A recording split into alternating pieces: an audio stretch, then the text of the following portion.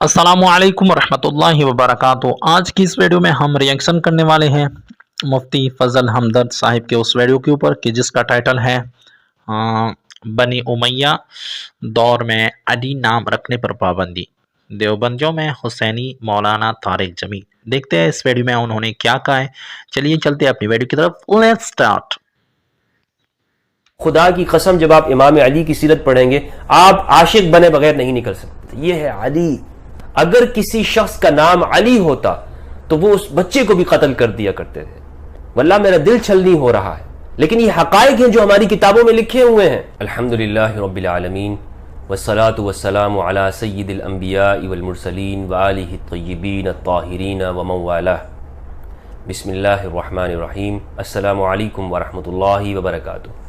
उमवी ज़माने के अंदर अहलुल बैत अलैहिमुस्सलाम से बिलउमूम और इमाम अली इब्न अबी तालिब अलैहिमुस्सलाम से बिलखुसूस जो नफ़रत, बुग़्ज़ व इनाद की बुनियाद रखी गई वो किसी से ढकी छुपी नहीं है। इन बातों को मुहद्दिसीन ने हदीसों की शक्ल के अंदर और अपनी सीयर और आलाम की किताबों के अंदर ज़िक्र किया है। जब उन्होंने मुख्तलिफ़ अशख़ास की बायोग्राफ़ी लिखी है तो उसमें हर बात लिखती है, हत्ता कि वो लोग भी जो आज के ज़माने के अंदर नासिबी मशहूर हैं और उन अकाबिरीन को अपना इमाम कहते हैं, उन्होंने अपनी किताबों में लिखा है। इनमें से एक मिसाल मैं आपको देता चलूँ कि जुल्म, जबर और तशद्दुद की जो बुनियाद डाली और जो पूरे मुल्क के अंदर उसकी खौफ की एक फ़िज़ा पैदा की गई कि अहलुल बैत से लोगों को दूर किया जाए, इसके लिए बड़ी प्लानिंग और तरतीब के साथ, बड़े इंतज़ाम के साथ उमवी दौर के अंदर कोशिशें की गई। हत्ता कि अगर कोई शख्स, इतना खौफ लोगों के दिलों में डाला गया, अहलुल बैत से दूर करने की कोशिश की गई। अगर किसी शख्स का नाम अली होता तो वो उस बच्चे को भी कत्ल कर दिया करते थे। सीयर आलाम उन नुबला के अंदर उलई इब्न रुबाह के हालात के अंदर ज़हबी लिखते हैं कि कानू बनु उमैया इज़ा समिउ बिमौलूदिन इस्मुहु अली क़तलूहु, कि जब बनु उमैया को इतनी नफरत थी इस नाम के साथ, अली के नाम के साथ, कि अगर उनकी ममलिकत के अंदर किसी शख्स का नाम अली होता और उन्हें मालूम हो जाता कि इस शख्स का नाम अली है और वो शख्स मशहूर होता, उसे कत्ल कर दिया करते थे। वही फिरौनी तरीका कार कि अपनी सल्तनत को वो एक मूसा से डरता था।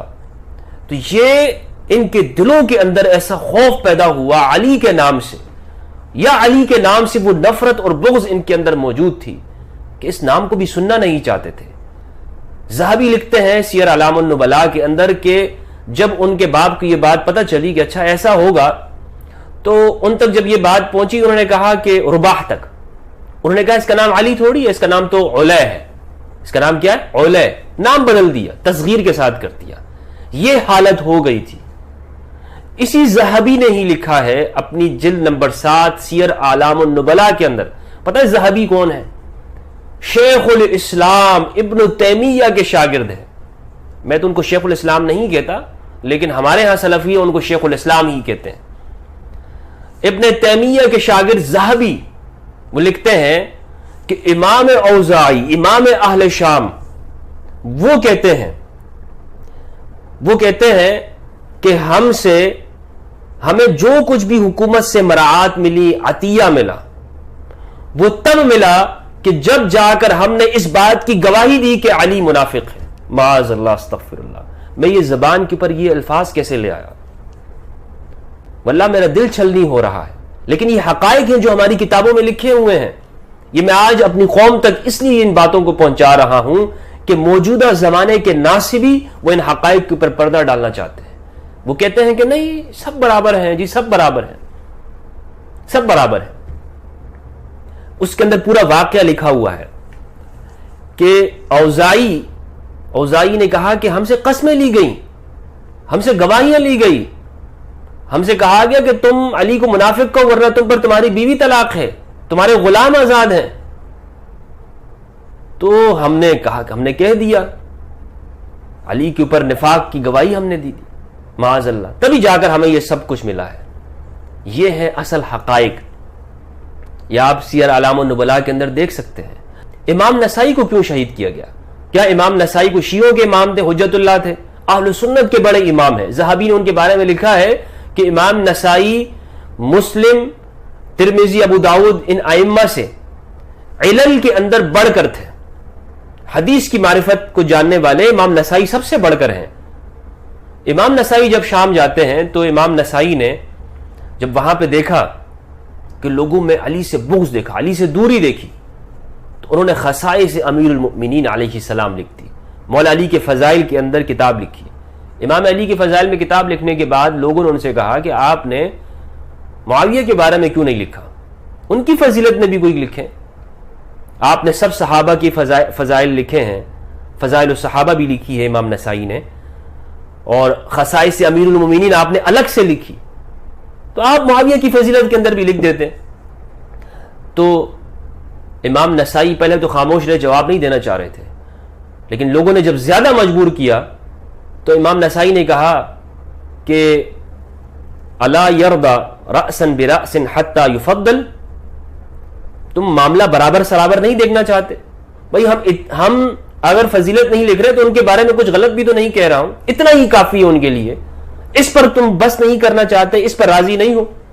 الا یرضى رأسا برأس حتى يفضل، تو انہوں نے کہا کہ نہیں، آپ کو لکھنا چاہیے تھا وغیرہ وغیرہ، بہت مجبور کیا امام نسائی کو۔ تو امام نسائی نے مسلم کی حدیث سنا دی، لا اشبع اللہ بطنہ، اللہ اس کا پیٹ نہ بھرے۔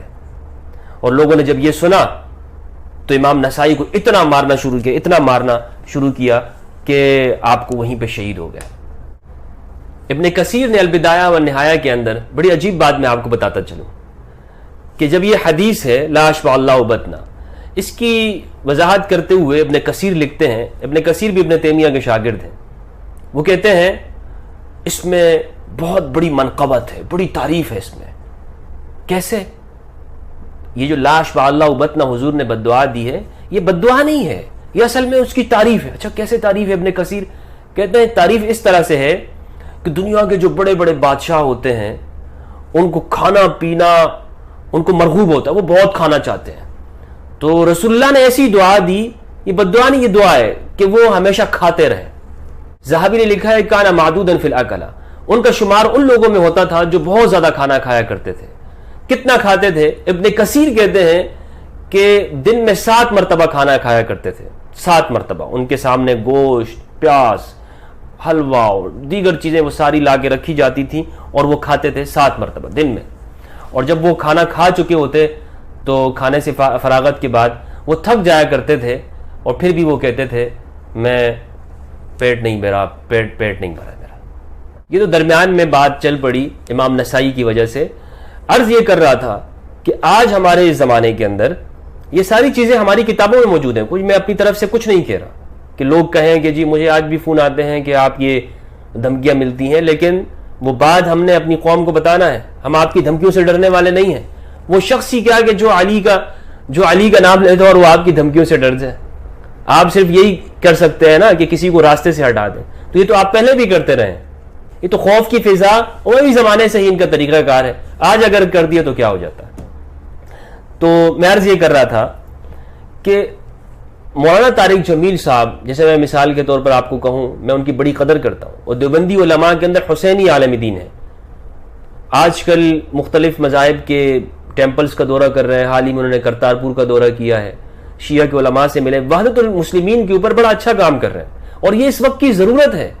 انہوں نے جو امام علی کے حوالے سے گفتگو کی ہے بڑی قیمتی بات ہے، اور اس کے لیے بڑا حوصلہ چاہیے، یعنی اپنے مقام اور مرتبے کے اوپر انسان رہو، اور پھر وہ ان ساری چیزوں کو ایک سائڈ پہ رکھتے ہوئے حق کی بات کر دے، علی سے محبت کی بات کر لے، تو بڑی قربانی کی بات ہے، اس لیے ان کی قدر کرنی چاہیے۔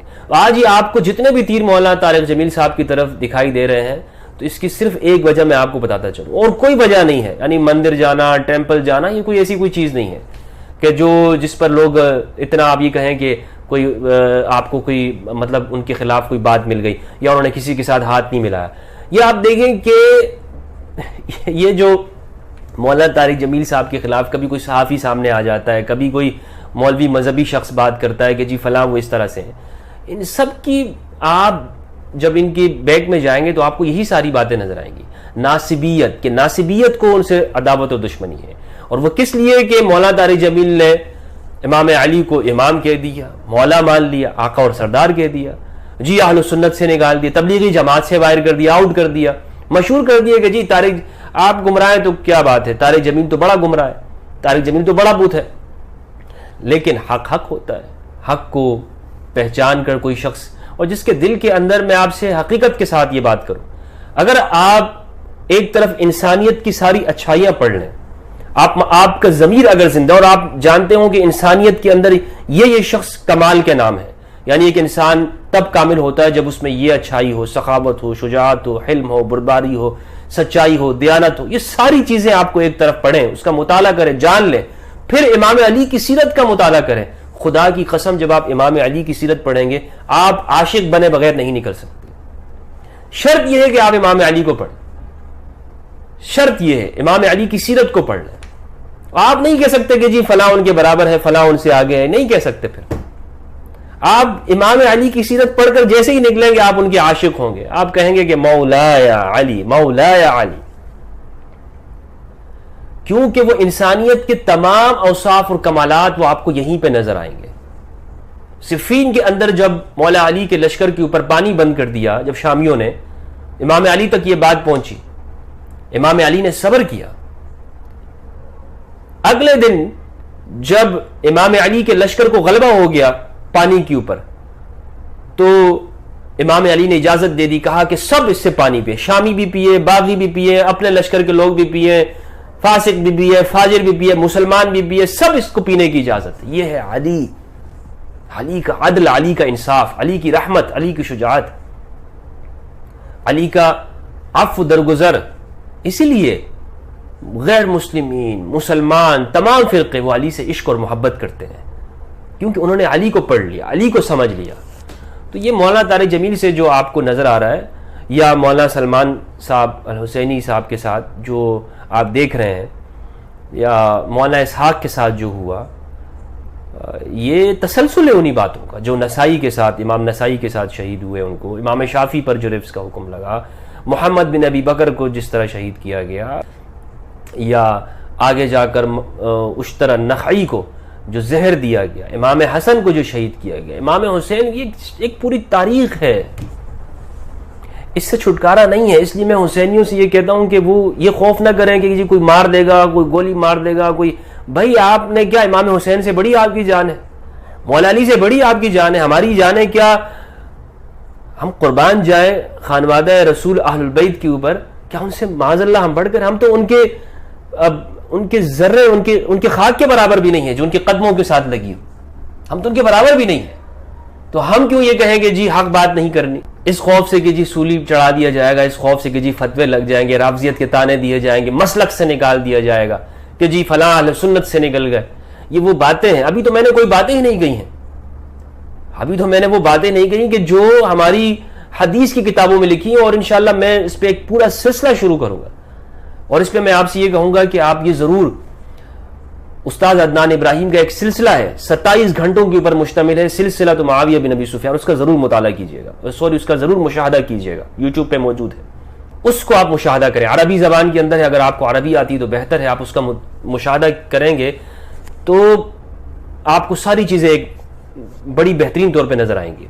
حسن الثقاف کی کتابوں کا مطالعہ کیجیے، علماء غماریہ کو پڑھیے، یہ عربی زبان کے اندر ہے، عربی لٹریچر آپ پڑھیں. اور سب سے بڑھ کر میں آپ کو بتاؤں، استاد حسن بن فرحان المالکی حفظہ اللہ، جو ابھی قید میں ہیں، سعودی عرب کے ریاض کے ہیں، ان کی کتابوں کا مطالعہ کریں. یہ سب لکھا ہوا ہے، آپ کو معلوم ہوگا کہ ہم سے کن کن حقائق کو چھپایا گیا، اور ہمیں یہ بتایا گیا کہ جی نہیں نہیں نہیں نہیں، سب برابر، خاموش، اپنی زبانیں خاموش.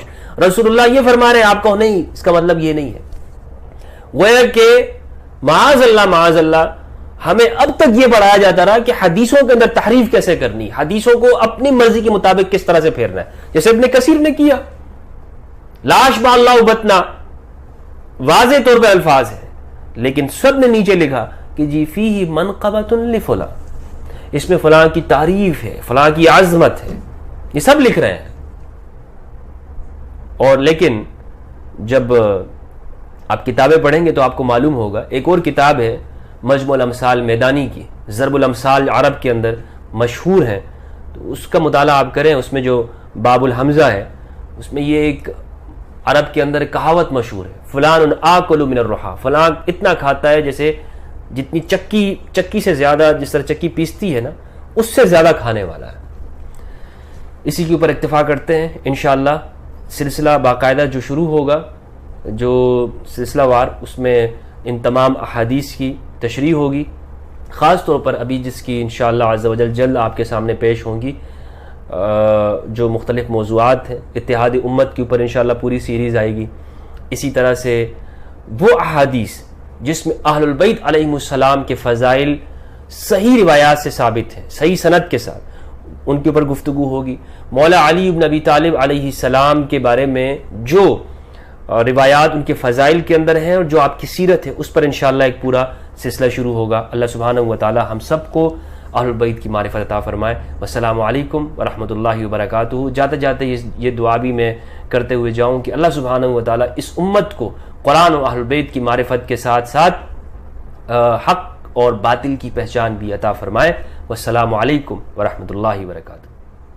امید کرتا ہوں کہ آپ کو ہماری یہ ویڈیو انفارمیٹو لگی ہوگی. مزید اچھی اور خوبصورت ریئیکشنز کے لیے ہمارے اس چینل کو سبسکرائب کیجیے اور اس ویڈیو کو زیادہ سے زیادہ شیئر کریں. والسلام علیکم ورحمۃ اللہ.